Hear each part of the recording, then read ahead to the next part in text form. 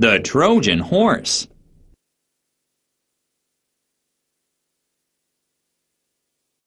Many years ago, the king of Greece had a beautiful wife named Helen. History remembers her as the face that launched 1,000 ships, because the most heroic war of the ancient world was fought over her. Greece's great rival was the kingdom of Troy, across the Aegean Sea. The king of Troy had a son named Paris, who fell in love with Helen and stole her away. The Greeks demanded that Helen be returned, but the Trojans refused. So the Greek army set sail in 1,000 ships to attack. The Greeks camped on the shores near Troy and battled the Trojans on the windy plains before the city. For 10 long years, the Trojan War dragged on, but neither army could defeat the other. Finally, the Greek king gathered his generals and said, "For 10 years we have attacked the walls and gates of Troy, but our enemy has always beaten us back. We need a new strategy to help us conquer the city." A Greek general who was known for his cunning plans spoke up. "I have a plan. Let's pretend to sail home in our ships. The Trojans will think that we have given up and that the war is over." "And then what?" asked the king. The clever general explained the rest of his plan, and the king nodded his head. It is a daring strategy," he said, "but I believe it will work." The next day, the Greeks didn't attack, but set to work building a huge wooden horse. For weeks, they labored by their ships and left the city alone. Finally, when the towering horse was ready, a few brave soldiers climbed into its belly through a secret door. The statue was mounted on wheels, and the other soldiers rolled it up to the gates of Troy. They returned to their ships, and the Greek army sailed out of sight.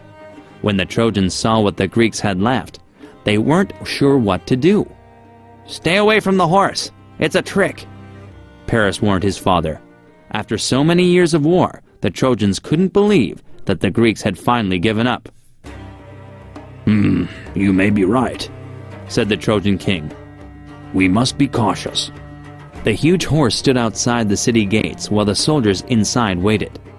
As the Trojans puzzled over what to do, a Trojan soldier brought a prisoner in front of the king. "Your Majesty," he said, "I caught this Greek near the city gates. He must be a spy. He should be put to death." "Oh no, spare my life, please," begged the Greek. "I will tell you everything you want to know." The king agreed and asked him why the Greeks had left behind the enormous wooden statue.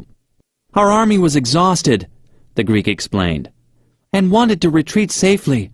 They decided to offer you a great war trophy so that you would not pursue them. That's all I know." "So it is a war trophy then? Ha ha ha! The Greeks have given up. Bring the wooden horse inside," ordered the king. "We have won the war," the people of Troy declared, and both the soldiers and citizens began to celebrate as the wooden horse was dragged into the city. It was so wonderfully made that no one noticed the secret door that hid the Greek soldiers inside. No one noticed as well the captured Greeks smiling as the Trojan soldiers got drunk. He was a spy after all. All around him, the citizens and soldiers of Troy drank and sang late into the night. When they had all fallen asleep, the Greek spy quietly approached the horse and opened the hidden door in its belly. The Greek soldiers climbed out. They approached the drunken guards half asleep by the city gates, quickly overpowered them, and pushed the gates open. The Greek ships had only pretended to sail away, and had returned with the Greek army during the night. Greek soldiers poured through the gates and lit fires all over the city. "Fire! Fire!" the Trojans shouted, waking in surprise. "No!" they cried when they realized it was a surprise attack. Some ran away, some fought bravely, but it was too late. The Greeks had finally conquered Troy. The story of the Trojan War belongs to the myths and legends of the ancient Greeks. It was written by the legendary Greek poet Homer, who lived almost 3,000 years ago. Little is known about him except that he was blind, and many scholars debate whether he really existed. Many doubted, too, that the city of Troy ever existed until, in the late 19th century, archaeologists discovered an ancient city from the time of Homer on the Aegean coast. A great battle may have been fought there, and who knows? Perhaps it was destroyed forever by the trick of a huge wooden horse.